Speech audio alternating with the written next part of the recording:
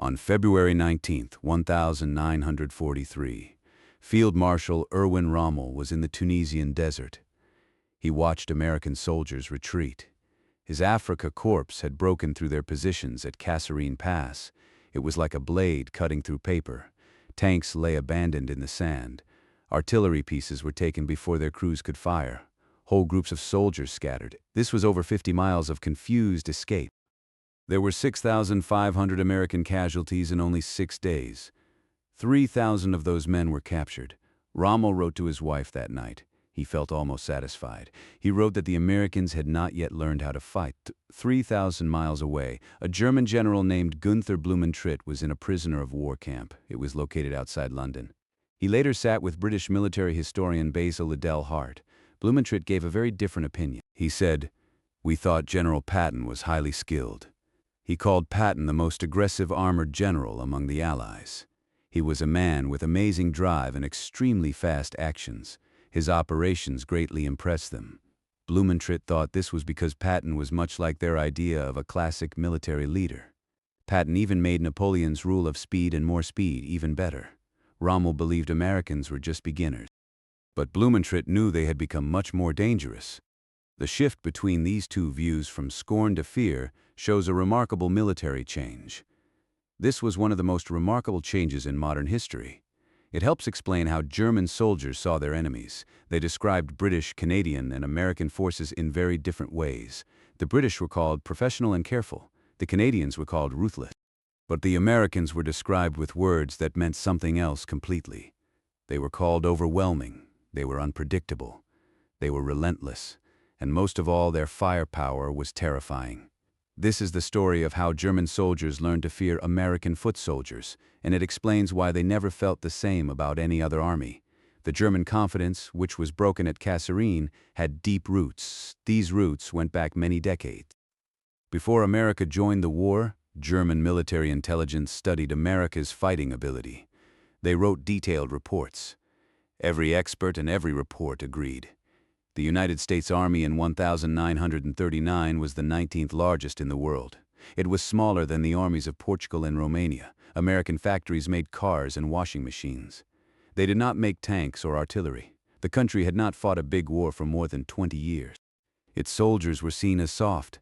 Its officers were thought to be untrained. Its people were divided by social class, ethnic background, and political arguments. Nazi ideas supported these beliefs.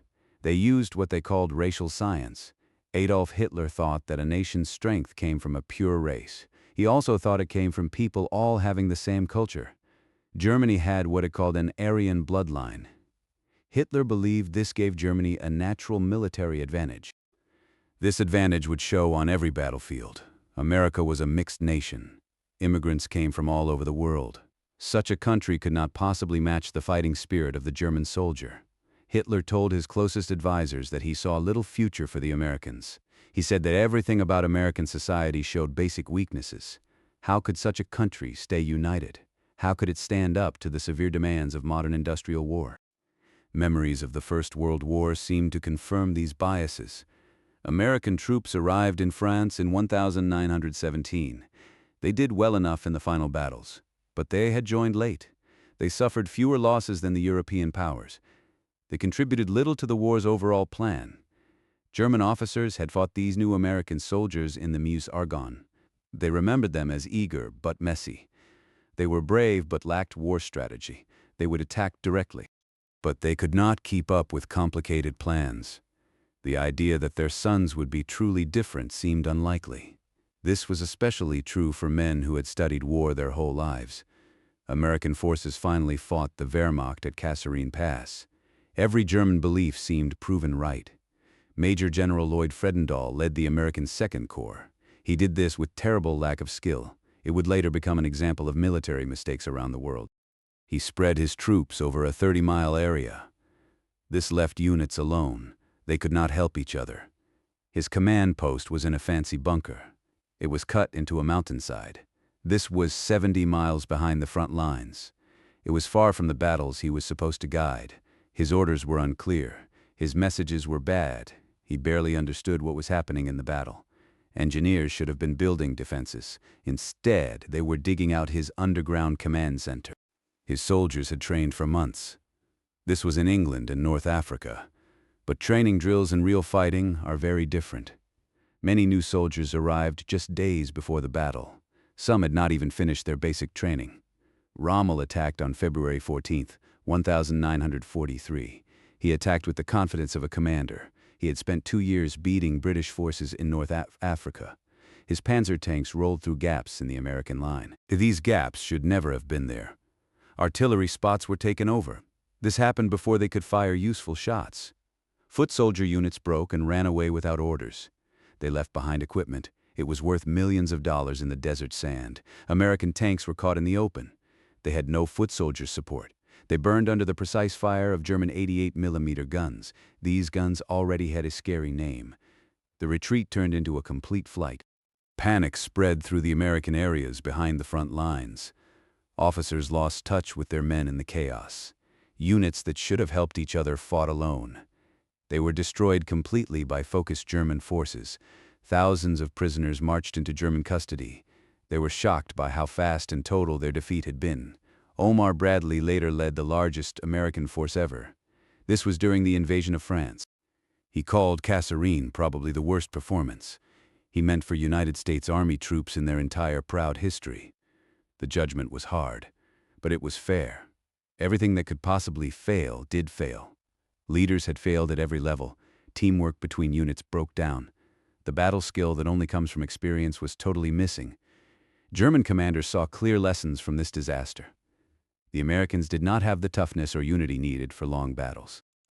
This was especially true against professional soldiers. These soldiers had been fighting for years. America's large amount of supplies could not make up for their poor tactics. It also could not make up for bad leadership. Their varied population created soldiers. These soldiers lacked the unity or fighting spirit. This spirit comes from a shared national identity. Rommel wrote that Americans would need months, maybe years. This was to become serious enemies. Only then would they be worth respecting. Other German generals were not as kind in their private thoughts. They thought future battles would be just as easy for them. But Rommel was too smart. He was also too experienced a leader. He would not let first impressions become lasting beliefs. He had made that error before in the desert. He had underestimated the British in early battles. Later, he learned to respect their stubbornness and their expert skill. In the days after Kasserine, something drew his eye. It did not match what he expected. The Americans were not acting like armies that had just lost. They were not sad and inactive. They were not waiting for others to fix their issues. They were regrouping. They did this with a speed that seemed almost strange. It was as if the defeat had woken something up in them. It had not broken their spirit. Within weeks of the disaster, everything changed.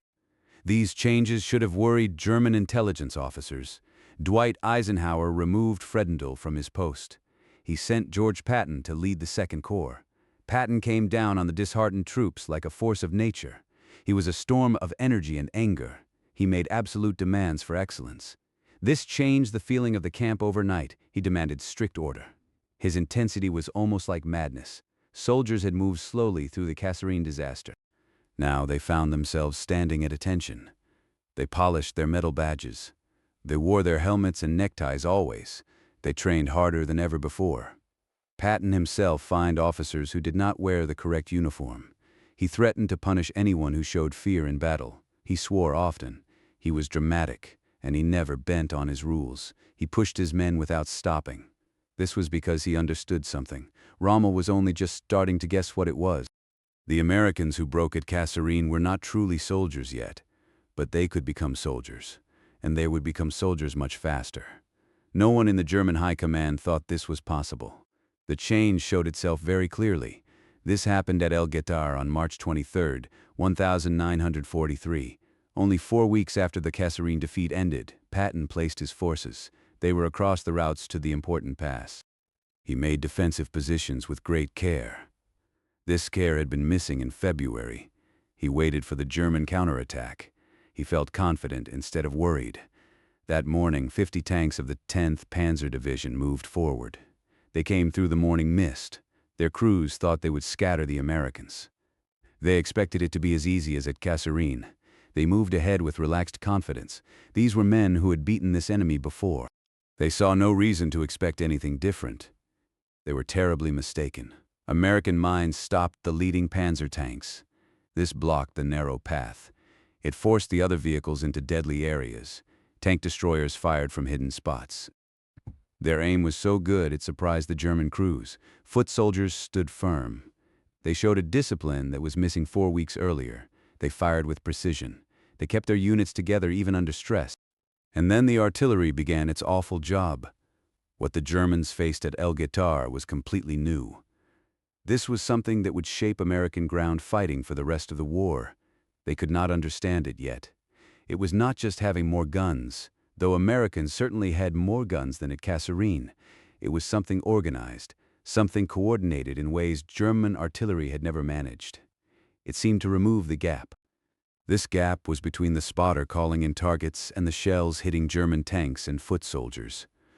The shelling that hit the 10th Panzer Division that morning was not random fire. It was not from single batteries working alone. It was a focused storm of metal. It seemed to come from all directions at once. It was aimed with speed and accuracy. German artillery soldiers found this hard to grasp. The German attack broke apart against American positions. These positions held strong all day. 30 tanks were left burning or broken near the pass. Their crews were either dead or captured. Foot soldiers caught out in the open were held down. They were killed by heavy artillery fire. The fire followed them as they tried to pull back. Hundreds of soldiers were taken prisoner. Their confidence was clearly shattered by what they had been through. When captured, German soldiers were questioned later. Some of them cried openly. They told their American captors that this was a first. It was the first time in the whole war. They had been stopped by only artillery and foot soldiers. This was without much tank support. Major General Terry Allen led the 1st Infantry Division. He had promised he would never retreat. He also said he would shoot the first man who did. He did not have to make good on that threat. His soldiers stood and fought fiercely. They fought like men who had something to show. They had to prove it to themselves. They also had to prove it to the enemy who had shamed them. The strange thing about Kasserine was this. It gave the Germans a false sense of safety. This happened exactly when they should have been most worried. They should have been worried about American ability. Rommel and his fellow leaders had seen Americans at their very worst. They thought this was the Americans' normal skill level. They did not realize they were seeing a group learning fast. It was in the early steps of a very quick change. This was a process of adapting and getting better. The army that ran at Kasserine was not the army that would attack Sicily in July. It was not the army that would storm Normandy's beaches the next year. It was not even the army that would end the Tunisian campaign 3 months later. By May of 1943, the war in North Africa had ended. 275,000 German and Italian soldiers gave up. They surrendered to Allied forces in Tunisia. This was about 3 times more prisoners than the Soviets captured at Stalingrad. The Americans who had panicked from Rommel's first attack were now the winners. They were taking German surrenders. They were handling captured gear. German intelligence officers studied the campaign in their reports. They struggled to explain what had occurred. The Americans had been badly defeated in February. By May, they were attacking. They showed skill and force. This rivaled experienced units with years of fighting. The speed of their improvement challenged every way German planners had to judge enemy strength. Rommel himself understood better than most. He knew what he had seen in those last months of the African campaign. In a part of his writings published after the war, he wrote with rare honesty. He wrote about his past enemies in Tunisia. The Americans had paid a high cost for their experience, but it gave them great rewards. Even then, American generals showed great skill. They were very good at managing their troops in battle. Still, we had to wait until Patton's army in France. This was to see the most amazing successes in fast-moving warfare. The man who had called American soldiers helpless beginners in February was now predicting their future success. This was by spring. What Rommel saw, he could not fully put into words of military teaching. It was the rise of a military system. It was unlike anything Germans had faced in earlier battles. An American soldier by himself might or might not be equal to a German soldier. This was true in training, drive, or pure battle skill. But individual skill was just one part. It was part of a complex formula that decided battle results. The Americans were building something. It increased the power of every rifleman. It increased the power of every tank crew. It increased the power of every artillery unit. This was far beyond what their personal skills would show. They were building a unified machine. It was for fighting modern industrial war. The core of that machine was the American artillery system. German soldiers would come to fear American artillery most of all. They feared it more than any other weapon on the Western Front. German veterans and officers who lived through the war agreed. They always named American artillery as the weapon they feared most. This was more than tanks, with their thick armor and strong guns. More than the fighter planes that controlled the sky by day. More than anything else on the battlefield. The reason was not just the amount of firing. American guns certainly fired more shells more often. German guns could not match this. The reason was a complete connected system for directing fire. No other army in the world had anything like it. This included the highly praised Wehrmacht. The American Fire Direction Center was created at Fort Sill, Oklahoma. This happened in the peaceful years between the wars. Most nations were cutting their military spending then. They paid little attention to new artillery ideas. British or German systems had spotters who controlled their own batteries. They used direct communication. Each battery worked somewhat on its own. The American system was different. It gathered fire control at the battalion level. This greatly increased its power. Any spotter anywhere on the battlefield could ask for fire. They could call on any battery within range. No past connection was needed. Fire requests could go up quickly. They went from battalion to division to corps level. The guns of a whole army could focus on one key target. This happened if the situation called for it. The math for controlling fire was made simpler. This was done with machines and set rules. These cut the time from a request to shells hitting a target. It took about 3 minutes. German systems needed 10 to 12 minutes for the same task. They often could not gather fire from many units as effectively. The real effects of this time difference in teamwork were terrible. This was for German troops who faced it. A single American observation plane was a Piper Cub. It was flimsy with cloth covering. It had no weapons. Its top speed was just a bit faster than a car, yet it could call down fire from dozens of guns. It could target anything seen from the air. German soldiers learned to fear those small planes. They circled overhead. They knew exactly what happened next. This was when a Cub plane started circling their spot. Within minutes, shells would begin to fall. Their accuracy seemed almost beyond human power. The spotter would adjust the fire carefully. He would move the shelling across German positions. Soon, nothing would be left, only holes in the ground, dead bodies, and broken equipment. Americans perfected a method called time on target.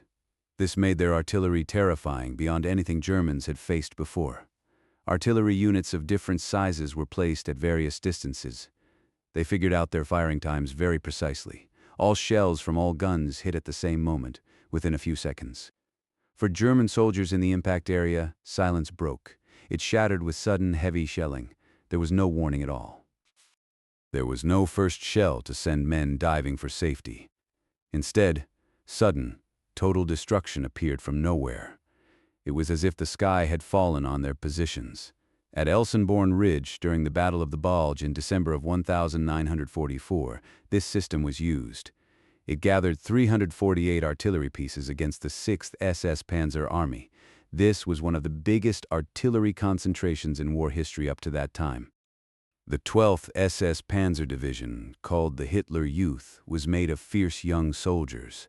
These soldiers had been taught Nazi ideas since childhood.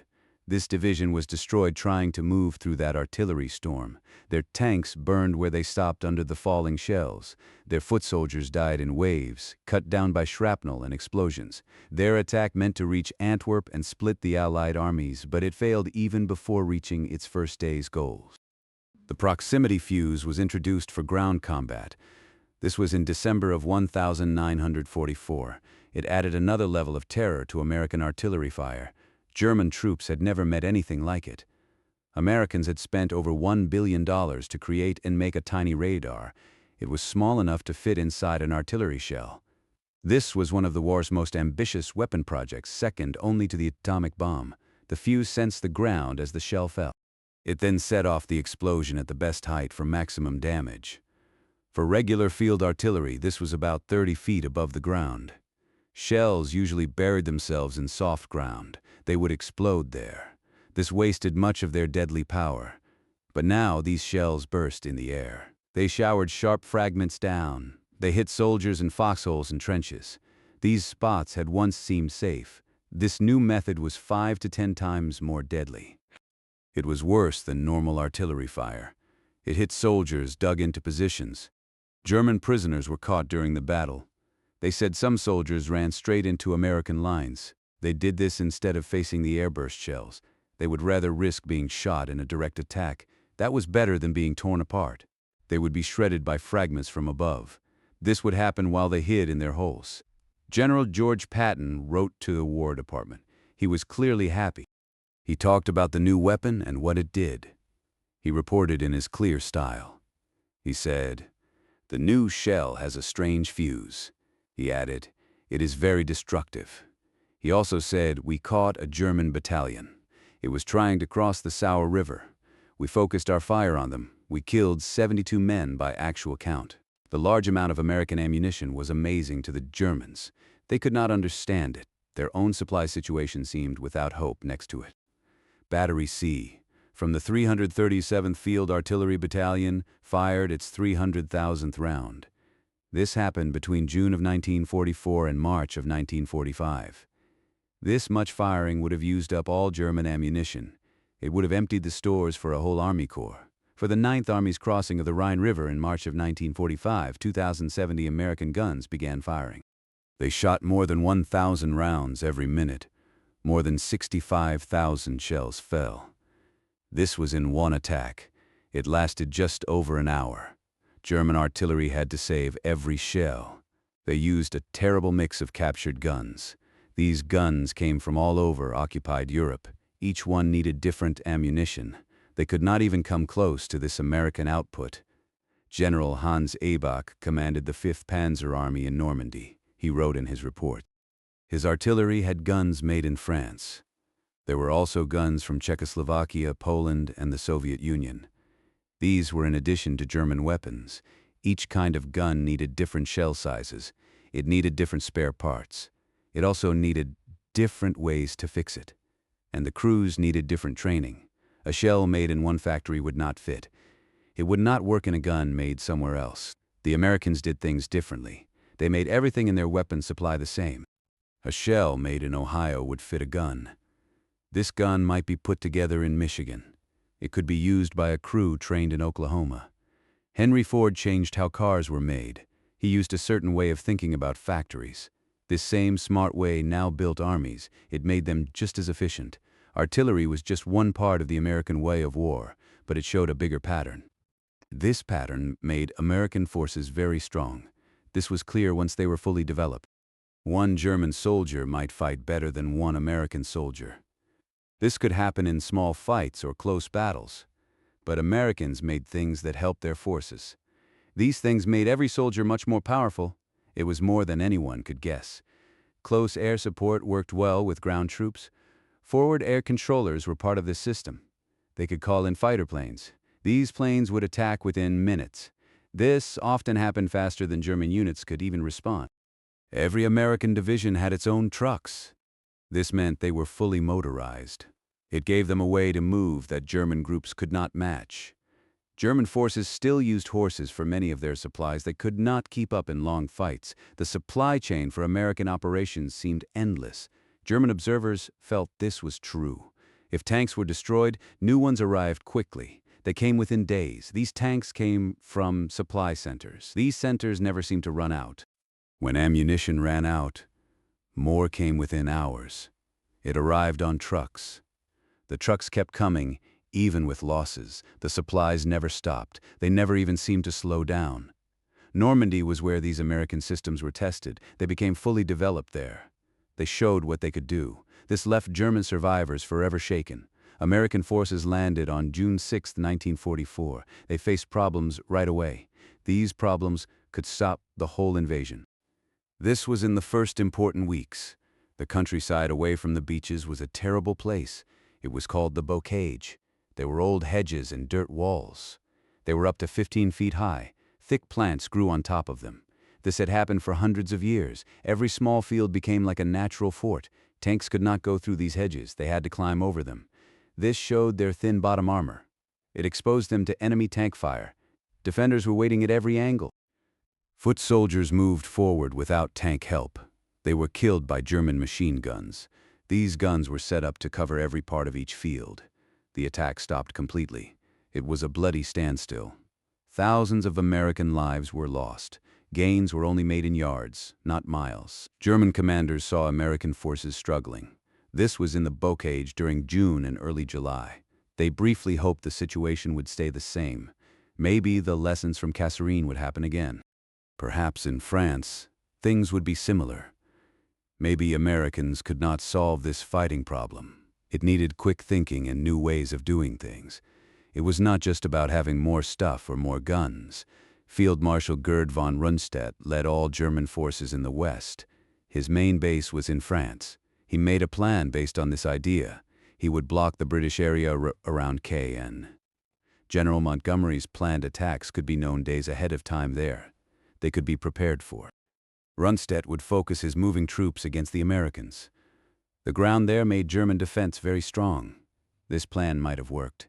It might have stopped a different enemy, one that learned new things more slowly. But it did not work against the Americans of 1944. In the American part of Normandy, units started working alone.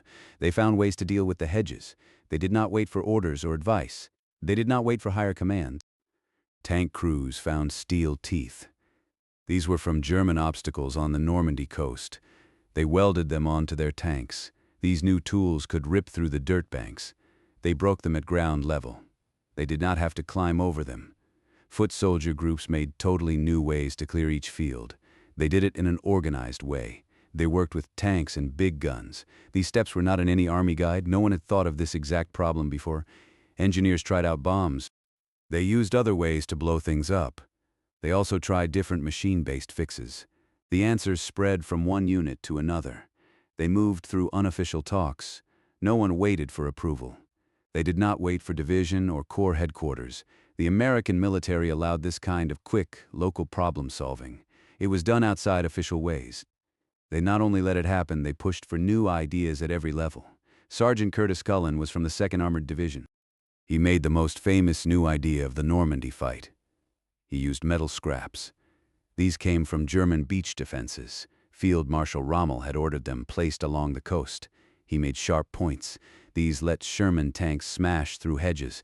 They did it at ground level. This was better than climbing over them. Climbing would show their weak undersides that would expose them to German anti-tank guns.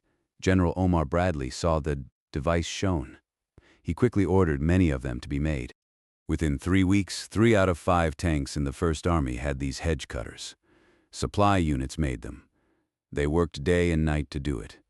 The device was kept very secret.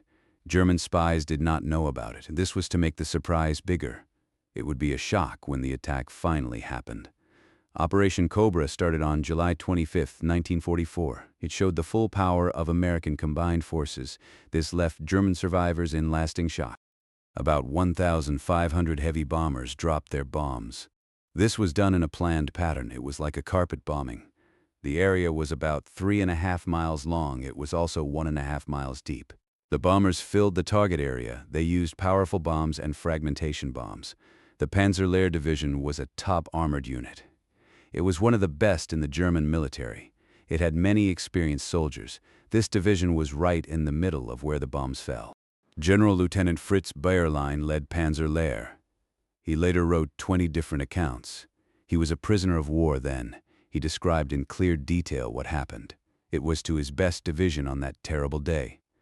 The bombing killed over 1,000 German soldiers. These were only from Panzerlehr. This happened in just a few hours. Many more were hurt. Countless vehicles were destroyed. The shocked survivors came out of their broken positions. They had to face the American attack on the ground. They found they no longer led a strong fighting force. It could not resist in an organized way. Panzerlehr had about 45 armored vehicles. These were working before the bombing. Now only 7 tanks could still move. Bayerlein reported later that no fight in history could compare. He spoke of the battle in France in 1944. He mentioned the huge amount of planning. He talked about the clear way it was carried out. There was perfect teamwork from sea, air, and ground forces. There was a lot of captured gear, and many prisoners were taken. The breakthrough at Cobra opened the way. It allowed for fast-moving warfare. German generals had thought only they could do this. They believed they alone had the skill and boldness. Patton's Third Army rushed through the gap. This gap was made in the German line. They swept across France. Their attack covered more ground. It took less time. No other operation in war history had done this. German commanders watched, full of shock. American armored groups showed up behind their lines. They cut off communications. They took over supply areas. They trapped whole groups of soldiers. This happened before they could fall back in an orderly way. They could not reach new defensive lines. The trap at the Falaise Pocket happened in August of 1944. It destroyed the German 7th Army. It was no longer a real fighting force. It removed all German hope. They could not steady the front in France. Around 60,000 German soldiers were caught. They were in a shrinking area. Ground forces attacked them all the time. Air power struck without stopping. This happened whenever they could see. 10,000 German soldiers died in the pocket. 50,000 gave up. Escaping was impossible. Fighting on was useless. General Heinrich von Leutwitz from the 2nd Panzer Division looked at the destruction later. He described the scene. His words showed how horrified he was. Piles of vehicles were everywhere. There were dead horses. Dead soldiers lay on the road. Their numbers grew every hour. Eisenhower walked the battlefield. This was 2 days after the pocket was sealed. He wrote that only Dante could describe the sights. You could literally walk for hundreds of yards. You would step on nothing but dead bodies. They were rotting away. German commanders had once belittled American fighting skill. This was at Kasserine. Now, they struggled to explain. In their reports and later questions, they tried to make sense of what happened in France. General Heinz Guderian was Germany's top expert on tank warfare. He created the Blitzkrieg ideas. These ideas helped conquer France in 1940. After the war, he was questioned. They asked for his view on American actions as a soldier. Guderian told his questioners, "I hear a lot about General Patton." He added, "He led a good fight. As an expert in tanks, I must praise him for his win," Guderian said. "He did what I would have done. I would have acted the same. This is if I were in his shoes. This is if I faced the same conditions." This came from Guderian. He was known as the master of machine warfare. This was very high praise from one soldier to another. Alfred Jodl was the main operations chief. He worked at German Supreme Headquarters during the whole war. He was more direct. He spoke about the wider results of the strategy. He admitted during his capture the war was already lost in the West. The breakthrough happened. The fast-moving war began in France. At that time, the German army was finished. It had been so sure of itself against Americans at Kasserine, but in Normandy it was shattered beyond any hope of getting better. The Battle of the Bulge happened in December of 1944. It was Hitler's last big try. He wanted to change the outcome. He planned one huge surprise attack. He gathered the last of Germany's main reserve troops. This included top SS Panzer divisions. They had been carefully put back together. This was after they were badly beaten in France. He sent them against what his spies said was the weakest part of the Allied front. This was in the Ardennes forest. The attack was partly based on an idea. It was thought American soldiers would fall apart. They would break under a strong surprise attack. This had happened at Kasserine. That was almost 2 years before. Hitler still thought Americans were basically weak. He believed they could not handle a sudden German attack. This would come from experienced military groups. The Ardennes attack was a complete surprise. It hit on December 16th. German forces attacked through heavy fog and snow. This kept Allied planes on the ground. It canceled out America's better air power. The first attack broke through thin American lines.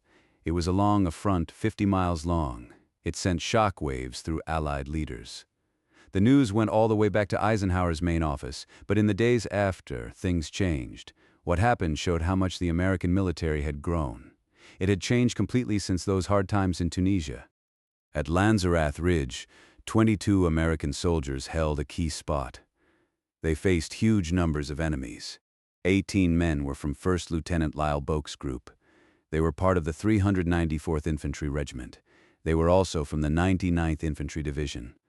4 forward artillery spotters joined them. They were from Battery C of the 371st Field Artillery Battalion. They faced about 500 German paratroopers. These paratroopers were from the 9th Fallschirmjäger Regiment. These were German Army paratroops. They were top soldiers from the Air Force. They were very tough enemies, no matter how you looked at it. The Americans kept their lonely position. They fought off many costly attacks. This went on for almost 18 hours. They broke the German battle plan. They bought valuable time. This allowed help to reach areas under threat. They finally pulled back. They had used all their bullets.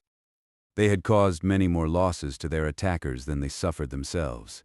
Decades later, the platoon got official honors. It was named the most decorated American unit of its size. This was for one fight in the whole war. Its members received the Distinguished Service Cross. They also got the Silver Star and the Bronze Star. These were for what they did that day. SS Lieutenant Colonel Joachim Piper led the main attack group. It had about 4,800 men. They were supposed to get to the Meuse River bridges. This was planned for the first day of the attack. Instead, his advance took 36 frustrating hours. They only reached the small town of Stavelot. This was the same distance German tank forces had covered. They did it in 9 hours during the winning 1940 campaign.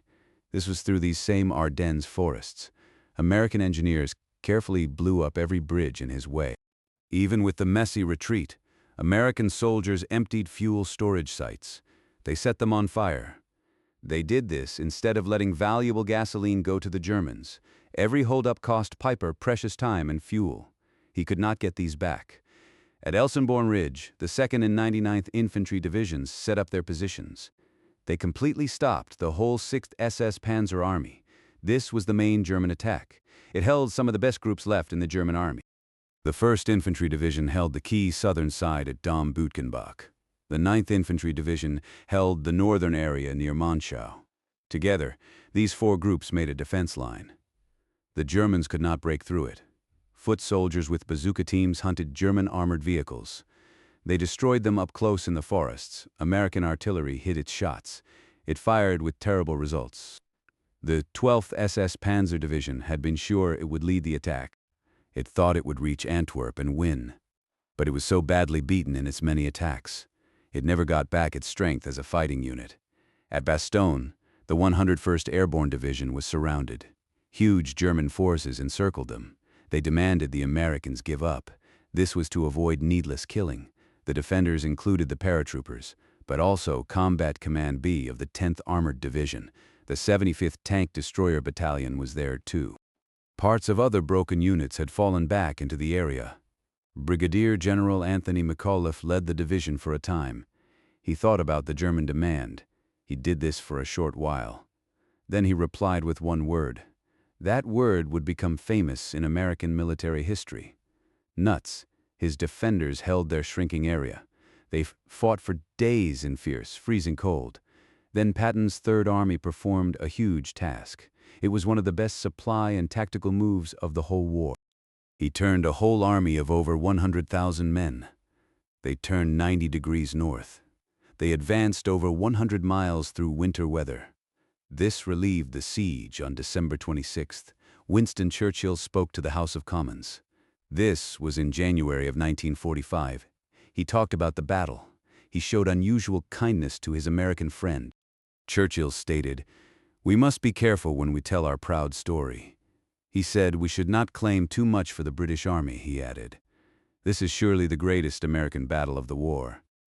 He believed it will be seen as an always famous American victory. The Battle of the Bulge used up Germany's last troops and gear. It was their final reserves. It proved without any doubt American forces had become one of the strongest fighting groups on earth. German views of British forces were different. This difference shows why Americans were especially feared. They were not just respected. German officers always spoke of the British with professional regard, but they did not have the same worry. That worry showed when they talked about American abilities. The British were trained soldiers. They knew their job well. The British were good at planning. They were also good at carrying out their plans. The British were very organized in their attacks. Most of all, the British were predictable. This made German plans for defense quite easy. General Montgomery's actions in Normandy and later followed clear patterns. German spies could guess what he would do. They could get ready with counterattacks. There was a huge buildup of supplies. Airplanes could see this for days. This happened before any attack. Huge bomb attacks came first. They gave hours of warning. Everyone knew the main assault was coming soon. Then foot soldiers and tanks moved forward. They followed a fixed battle plan. This plan had been improved, but it had not truly changed since the Desert Wars in North Africa. German commanders felt they knew how British attacks would happen. They could guess the timing. They could tell what the goals were. They could prepare their defenses to match. Field Marshal von Rundstedt said something after the war. He admitted his whole plan in Normandy. It was to hold off the British with few troops. He wanted to focus his moving reserve forces against the Americans. The land around Caen was better for tank defenses. He agreed with this. But the main reason was this: the British way gave Germans more time to react. Americans attacked with less warning. They used chances with scary speed. He knew what the British would do. He knew it before they even started. He was never sure what Americans would do. He only found out once they were already doing it. This comparison needs important background. German officers often left it out. They did this in their reports after the war. This was when they tried to explain their losses. The British intentionally pulled the strongest German forces toward them. This happened in Normandy. General Montgomery's plan said British and Canadian forces had a special job. They were to hold down German tanks around Caen. Meanwhile, Americans got ready to break out. This was from the Bocage area, further to the west. 6 of the 7 panzer divisions in Normandy were against the British and Canadian areas. This included the strong Panzer Lehr and the fierce 12th SS. British caution was a smart tactical response. They faced the strongest German forces. The land also favored tank defense. Britain had fewer men available. This shaped their battle plans. German critics overlooked this. The British had fought for 2 years longer than the Americans. Memories of many deaths at the Somme and Passchendaele were still fresh. Britain could not suffer the same number of losses as the larger American army. Careful tactics saved soldiers. This was wise strategy, not fear. After the war, German views of American forces emerged. This was not just fear of individual American soldiers in combat. What Germans truly feared was the American system. It made individual performance much stronger. Artillery could mass hundreds of guns. They hit a single target in minutes. Air power made daylight movement deadly for German units. Logistics kept ammunition, fuel, and replacements flowing. These supplies seemed endless. The army learned from every mistake. It adapted faster than German planners believed possible. By spring of 1945, results of these differences were clear. They spread across Germany's shattered landscape. American forces crossed the Rhine River in strength at many points. German cities burned from constant bombing. There was no effective opposition. Weapon factories for the German army were ruins. They would take years to rebuild. Stored men and equipment were exhausted. Fuel supply, vital for any modern army, was gone. It could not be recovered. German soldiers fought with stubborn courage, but they fought without hope. They had no real chance of reversing their defeat. Men who fought from Kasserine to the Rhine went home. They returned to ordinary lives when the war ended. Soldiers who broke under Rommel's first assault were often the same men. They held at Elsenborn Ridge and Bastogne. They were transformed beyond recognition. This came from experience and training. It came from their army's ability to learn from failure. They did not repeat mistakes. They did not think they did anything extraordinary. They simply did what was asked. They adapted and improved. They became something their enemies genuinely feared. German commanders who survived the war wrote memoirs. They struggled to explain how the change happened so quickly. They were correct about the Americans at Kasserine. The soldiers they faced in February of 1943 were inexperienced. They were poorly led. They could not stand against veteran German units. But they were terribly wrong. They misjudged what those same soldiers could become. This happened in months, not years. They judged American potential by early war performance. They believed major improvement would take extended time. Time they thought America would not have. The improvement came faster than any German model predicted. Factories that built the weapons are mostly closed now, or they were converted for peaceful uses. Soldiers who carried those weapons into battle have largely passed into history. The generation that fought the war grows smaller each year. Their conflict ended 8 decades ago. But evidence of what happened remains. It is in archives, memoirs, and interrogation transcripts. Anyone can examine it carefully. German officers who faced American forces left detailed assessments. Their captors asked them to explain what they experienced. They asked why they had lost. The officers described what they observed. They also described what they feared. They explained in their own words. They said why Americans were different from anyone else they had fought. The Americans met at Kasserine were not the same. They were not the Americans who broke the German army. This was the army in Normandy and the Bulge.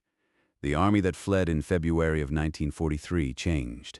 By summer of 1944, no German force could stop it. This transformation happened because the American military built integrated systems. These multiplied individual effectiveness. This was far beyond what raw skill alone could achieve. It happened because American culture treated failure as a learning chance. It was not a permanent judgment on capability. It happened because ordinary men from farms, factories, and cities. These men came across a vast continent. They showed extraordinary growth and achievement. This happened when circumstances demanded their best. They were not supermen with abilities beyond normal human capacity. They were simply people who rose to meet an extraordinary challenge. This happened when their moment of testing arrived. In doing so, they gave the German army a reason to be truly afraid. This was the army that had conquered most of Europe. It had seemed invincible.